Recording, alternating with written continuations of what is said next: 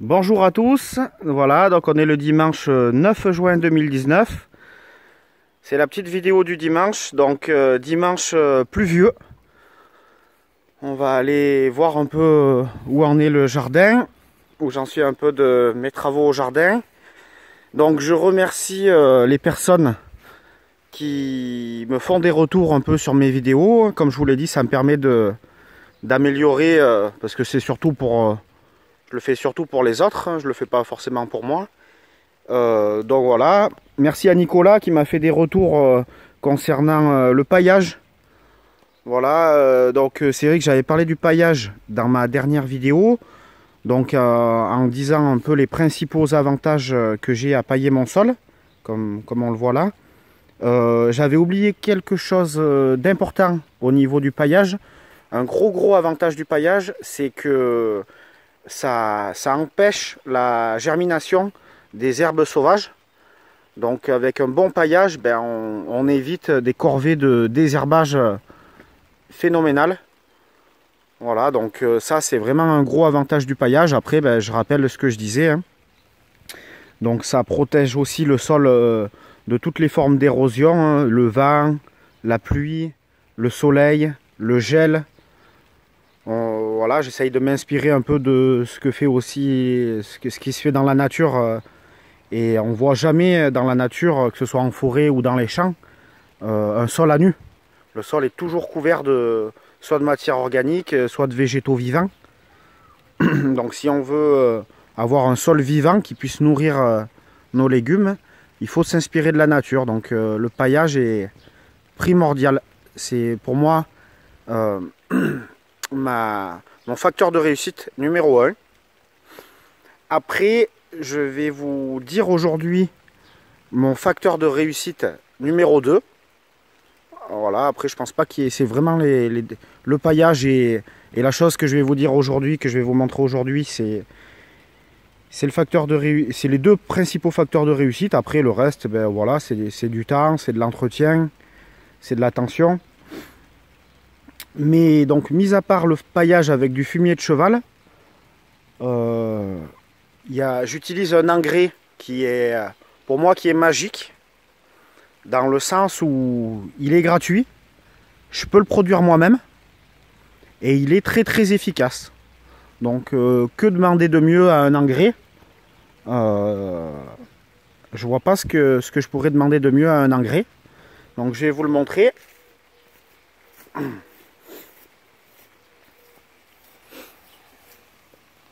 Voilà l'engrais que j'utilise.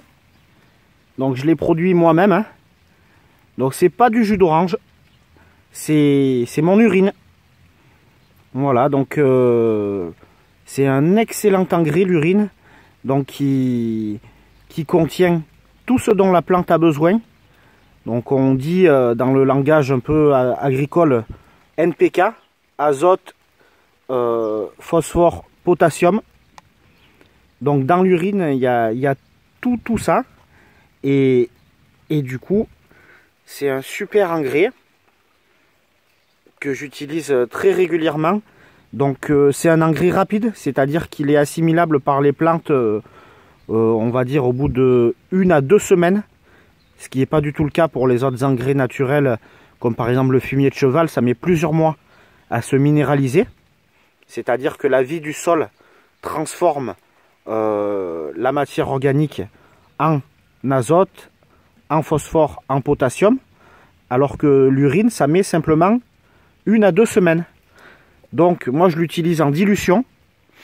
Donc je fais une dilution de 1 pour 20. Vous pouvez vous renseigner sur internet, hein, c'est connu depuis très longtemps, l'urine comme engrais.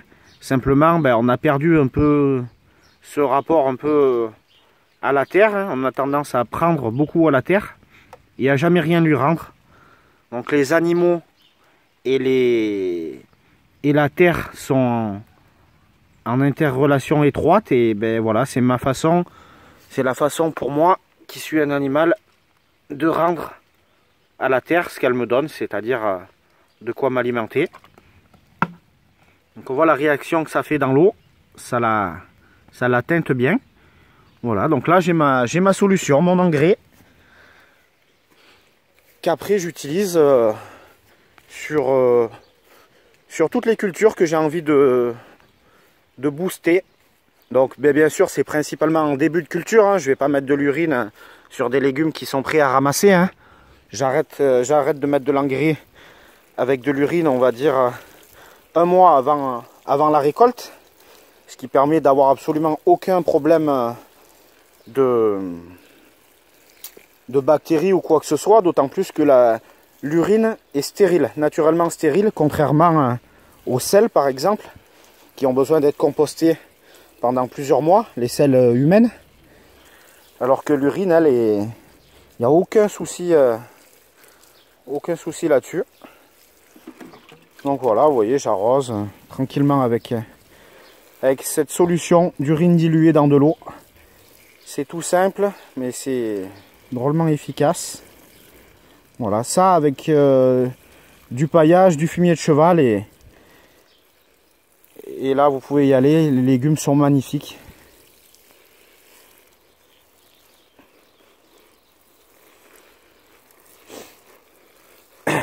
Bon ben j'arrose juste pour voilà, pour vous montrer un peu, parce que bon, aujourd'hui il pleut comme vous avez pu le voir, hein. Mais bon, au moins ça leur fait de l'engrais malgré la pluie. Petit concombre qui va grimper bientôt. Donc vous voyez, hein, ça commence à bien grimper là, je sais pas si vous voyez là les haricots que j'avais semés. Ça grimpe, ça grimpe, ça grimpe jusqu'à peu près presque à hauteur de ma tête. Voilà pour mon deuxième secret de la réussite du jardin naturel sur sol vivant. Bon, je voulais vous montrer dans cette vidéo les melons que j'avais fait, donc j'avais planté dans ma dernière vidéo dimanche dernier. Donc ben, ils ont bien commencé à s'enraciner. Ils n'ont pas encore trop poussé, quoique ils commencent à pousser. Et là c'était pour vous montrer un peu le paillage. Donc ce matin, malgré la pluie, donc j'ai gratté un peu le sol légèrement en surface, histoire de détruire les herbes sauvages qui commencent à pousser. Et ensuite j'ai mis un bon paillage, à peu près 20 cm. Vous voyez le paillage, donc c'est un mélange du vieux fumier de cheval qui était déjà en paillage quand j'ai dépaillé la planche, et des herbes sauvages qui avaient poussé à l'intérieur, qui ont commencé à bien sécher. Donc j'ai tout réutilisé, hein. C'est un cycle en fait, hein. Même les herbes sauvages, je les réutilise, tout est réutilisé, hein. Vous voyez, mon urine, les herbes sauvages, c'est vraiment hyper naturel, et ben, du coup c'est gratuit aussi, et ça évite de trimballer des déchets verts à droite à gauche, parce qu'en fait du coup ça devient plus des déchets, c'est des ressources. Tout est une ressource en fait dans le potager naturel. Voilà, donc vous voyez, je l'ai laissé juste le petit trou pour l'espace du melon qui voit le soleil, que le plant voit la lumière du jour. Et après ben, tout le reste c'est du paillage. Donc avec cette méthode, j'ai plus qu'après à installer mon goutte à goutte. Et puis ben, après, une fois que j'aurai fait ça, ben, j'ai plus qu'à attendre. Et la prochaine étape, ce sera la récolte des melons dans quelques semaines. Voilà une autre remarque qu'on m'a faite aussi concernant mes dernières vidéos. Donc on m'a demandé en fait de parler du calendrier. Calendrier des semis, calendrier du repiquage. Parce que je vous parle de certaines cultures, mais je vous disais pas quand est-ce qu'il fallait les planter, à quelle période, jusqu'à quand est-ce qu'aurait lieu la récolte. Donc ben, je vais essayer de corriger ça, et à chaque fois que je vous parlerai d'une culture, ben, essayer de parler du calendrier des semis. Même si là, ben, le potager est vraiment très plein. Voilà. Donc là, ben, je vous fais un petit tour vite fait, mais pour vous montrer un peu les courgettes qui sont, ça y est, qui sont en fleurs. Donc on voit, ça c'est des courgettes rondes, on voit qu'elles commencent à se former. Et là, j'ai même vu une abeille, regardez. Malgré la pluie, malgré le temps maussade, ben, les abeilles, elles travaillent. Et elles viennent pas fertiliser, elles viennent...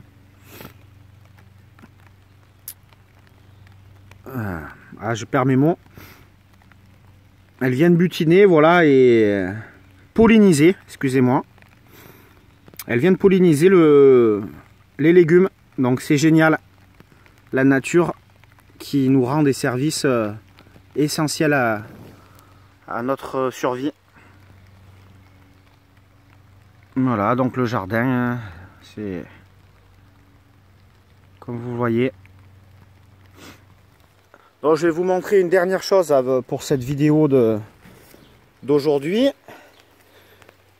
C'est la culture des petits pois qui touche à sa fin. Ça y est, c'est terminé. J'ai fait 2 récoltes. Plusieurs kilos de petits pois. Donc j'ai pesé les petits pois. Bon, ben là, j'ai plus le chiffre en tête, mais je crois que j'en ai ramassé 4 kilos, donc une fois écossais. Mais bon, c'est à vérifier quand même. J'ai plus le chiffre en tête. Donc là, ce que je vais faire... Donc quand vous voyez comme ça que les petits pois, donc ça c'est l'écosse des petits pois qu'on a écossés, que je rends au sol également. Je garde que vraiment ce qui est consommable, le reste je rends tout au sol. Et là les plants que vous voyez là, je vais les rendre au sol aussi. Donc simplement les laisser par terre, à l'endroit où ils sont poussés. Et donc là la prochaine étape que je vais faire certainement aujourd'hui si je peux, c'est enlever le grillage, enlever les tuteurs, enlever les vieux plants de petits pois, les laisser au sol, peut-être rajouter du paillage et la planche sera prête pour y intégrer directement une autre culture. Voilà, il reste quelques petits pois que j'ai oubliés, faudra je pense aller ramasser. Et voilà, donc la planche sera prête à accueillir directement une autre culture. Donc cette semaine j'ai fait mes semis de choux, donc chou-fleur, brocoli, choux de Milan, choux cabu, choux de Bruxelles. Donc les semis de choux ont été faits en terrine cette semaine, début de semaine dernière. Ça y est, ils commencent à sortir de terre, avec pour objectif de les repiquer début juillet. Voilà Nicolas, je parle du calendrier également. Donc cette semaine aussi j'ai commencé à tailler, j'ai taillé mes tomates, enlever les gourmands pour qu'elles poussent le plus en hauteur possible. Et j'ai commencé à les attacher, donc vous voyez les tomates... ça y est, elles ont bien commencé leur forte croissance. Et là, les fèves arrivent aussi en fin de culture. Par contre, il va falloir que je fasse la récolte parce que j'ai pas encore vraiment fait une vraie récolte. Pour les fèves.